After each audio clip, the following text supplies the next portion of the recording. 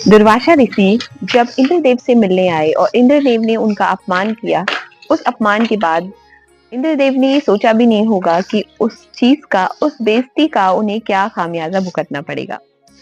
महाकुंभ का संबंध समुद्र मंथन से भी है, और महाकुंभ प्रयागराज में ही क्यों मनाया जाता है? इन सवालों के जवाब हम जानते हैं इस वीडियो में। चलिए शुरू करते हैं अपना वीडियो। राधे राधे, कैसे हैं आप सब? महाकुंभ 2025 जो कि 144 साल बाद आया है, जो हम अपने जीवन में देखेंगे।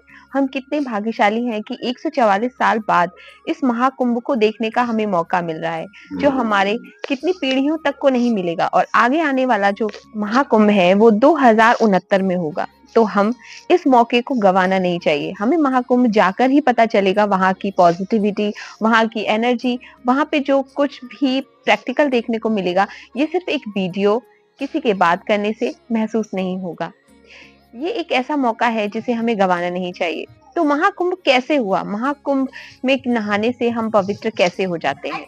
आइए जानते हैं इसके पीछे की कहानी। जैसे मैंने आपको बताया कि महाकुंभ में जैसे दुर्वासा ऋषि एक बार इंद्रदेव से मिलने गए। इंद्रदेव अपने ऐरावत हाथी के ऊपर बैठकर बड़ा इतरा रहे थे। ये देखकर दुर्वासा ऋषि बड़ा खुश हुए और उन्होंने अपने गले से माला निकालकर इंद्रदेव के गले में पहना दी। इंद्रदेव अपनी मस्ती में, अपने अहंकार में इतने चूर थे कि उन्होंने उस माला को निकालकर अपने ऐरावत हाथी की सूंड में डाल दिया। जैसे ही सूंड में डाला तो ऐरावत हाथी तो एक जानवर ही है, उसने वो माला को नीचे गिराकर उसके ऊपर उसको रौंदने लग गया। ये देखकर दुर्वासा ऋषि बहुत क्रोधित हुए और क्रोध में आकर उन्होंने इंद्रदेव को जो श्राप दिया, उसकी वजह से उन्होंने सोचा भी नहीं होगा कि आगे जाकर उन्हें क्या क्या, इस चीज के लिए क्या क्या भुगतना पड़ेगा। उन्होंने इंद्रदेव को सब कुछ खो जाने का श्राप दिया। उन्होंने कहा कि जिस अहंकार में, जिस सौंदर्य में, जिस इन सारी वस्तुओं के पीछे जो तुम अहंकार कर रहे हो, ये अब तुम्हारे पास ज्यादा दिनों तक नहीं रहेगा। और देखते ही देखते कुछ दिनों में देवता बिल्कुल भी लक्ष्मीहीन हो गए। लक्ष्मीहीन होने की वजह से सारे देवता जितने भी सब परेशान हो गए कि अब ये क्या होगा।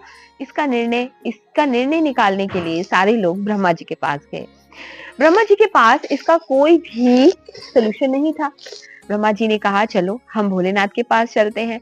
भोलेनाथ के पास जाने के बाद जब उन सब ने पूछा कि भोलेनाथ इस सब का क्या उपाय है, तो उन्होंने कहा कि मेरे पास इसका कोई उपाय नहीं है, चलिए विष्णु जी के पास चलते हैं। अब विष्णु जी के पास जब सारे देवता अपनी परेशानी को लेकर गए तो विष्णु जी ने एक उपाय बताया। विष्णु जी ने ये कहा कि क्यों ना हम समुद्र मंथन करते हैं। समुद्र मंथन करने से उसमें से जो अमृत प्राप्त होगा, लक्ष्मी और अमृत प्राप्त होगा, उससे जो देवता हैं उनकी शक्तियां बहुत बढ़ जाएंगी और वो जिस परेशानी से गुजर रहे हैं वो परेशानी भी नहीं रहेगी। ये सब फिर, लेकिन ये काम सिर्फ देवताओं का तो था नहीं। उन्होंने असुरों को समझाया और देवता और असुर दोनों ने मिलकर समुद्र मंथन किया। समुद्र मंथन करते समय सबसे पहले उसमें से निकला हलाहल विष। हलाहल विष जैसे ही निकला तो पूरी धरती कांपने लग गई। पूरी धरती उस हलाहल विष का जो तेज था उसको नहीं सहन कर सकती थी। तो फिर शिव ने, भोलेनाथ ने उस हलाहल विष का पान किया, जिसकी वजह से उनको नीलकंठ के नाम से भी जाना जाता है, जिसकी वजह से उनका नाम नीलकंठ पड़ा। फिर उसमें से कामधेनु निकली, फिर उच्चेश्वरी घोड़ा निकला, ऐरावत हाथी निकला और फिर धीरे धीरे और फिर ऐसे ही करके लक्ष्मी माता निकली और सबसे अंत में निकले धन्वंतरी जी अमृत का कलश लेकर। अब अमृत का कलश लेकर जैसे ही वो निकले तो असुरों में और देवताओं में इस बात की जंग छिड़ गई कि किसको मिलेगा। दोनों को चाहिए था, असुरों को भी अमृत चाहिए था और देवताओं को भी अमृत चाहिए था।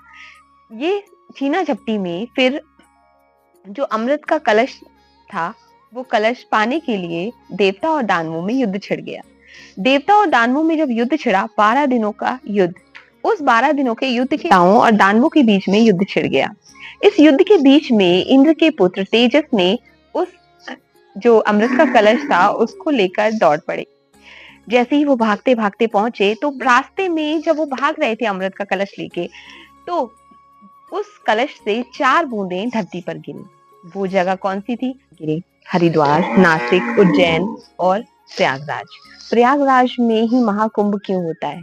क्योंकि वहां पर कहते हैं कि कलयुग का पूरी तरह से दर्शन होता है, जहाँ पे हमें ये पता चलता है कि कलयुग अभी कहाँ पर है। महाकुंभ में नहाने से क्या होता है? महाकुंभ में नहाने से हमारे जीवन की जितने भी पाप किए होते हैं उससे हमें छुटकारा मिलता है, हमें अपने पाप से मुक्ति मिलती है। वहां पर कहते हैं कि जन्म मरण के चक्कर से छुटकारा मिलता है। ये तो हमें पता चला कि महाकुंभ की उत्पत्ति कैसे हुई, लेकिन महाकुंभ 12 साल बाद ही क्यों होता है, आइए जानते हैं। महाकुंभ 12 साल बाद इसलिए होता है क्योंकि जब देवता, उसके लिए हमें जाना पड़ेगा बैक स्टोरी में, है कि जब देवता और दानवों के आपस में युद्ध हो रहा था, तो युद्ध में 12 दिनों तक युद्ध चला, लेकिन वो 12 दिन हमारे दिनों की तरह उनका दिन नहीं होता।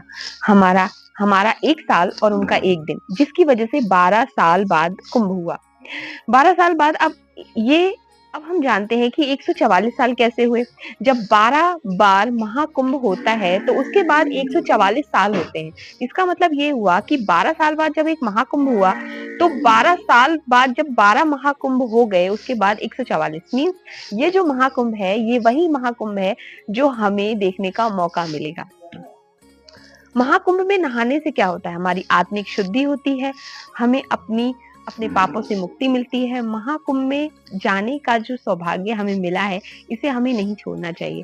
महाकुंभ में हम जान लेते हैं कि महाकुंभ कितने प्रकार के होते हैं। महाकुंभ 4 प्रकार के होते हैं: अर्धकुंभ, पूर्ण कुंभ और महाकुंभ और कुंभ। जो एक 6 साल में जो कुंभ होता है वो हरिद्वार में होता है। हर 6 साल में एक अर्ध कुंभ होता है, वो उसे पूर्ण कुंभ कहते हैं, वो हरिद्वार में होता है। अब हम ये जानते हैं कि महाकुंभ की तिथि कैसे डिसाइड होती है। महाकुंभ कैसे होता है? जब तीनों नदियां आपस में एक साथ आती हैं तो इसे त्रिवेणी संगम कहते हैं। गंगा, यमुना और सरस्वती। सरस्वती अभी ऊपर से विलुप्त हो चुकी हैं, लेकिन कहते हैं कि भीतरी सतह पर ये अभी भी मौजूद हैं। जब ये तीनों नदियां त्रिवेणी का संगम होता है तो महाकुंभ होता है। इसे कोई व्यक्ति विशेष नहीं तय करता, ये नक्षत्रों पर डिसाइड होता है। और ये महाकुंभ हमारे आपस में एक दूसरे का तय करने वाला विषय नहीं है। माना जा रहा है कि 2025 में महाकुंभ को वर्ल्ड हेरिटेज में भी स्थान प्राप्त हुआ है। और महाकुंभ को अंतरिक्ष से भी देखा जा सकता है। और महाकुंभ प्रयागराज में ही क्यों है? माना जाता है कि कलयुग में अभी कितना समय बचा है, ये प्रयागराज में देखा जा सकता है। और महाकुंभ 13 जनवरी से 26 जनवरी तक होगा। 45 दिनों का ये महाकुंभ हमारे ऋषि मुनि और महाकुंभ में नहाने से हमारे सारे पाप नष्ट होते हैं। आई होप आपको मेरा ये वीडियो अच्छा लगा होगा, तो लाइक कीजिएगा, सब्सक्राइब कीजिएगा और दूसरों को शेयर कीजिएगा। और महाकुंभ जाना ना भूलिएगा, क्योंकि ये मौका हर बार हर किसी को नहीं मिलता। तब तक के लिए राधे राधे।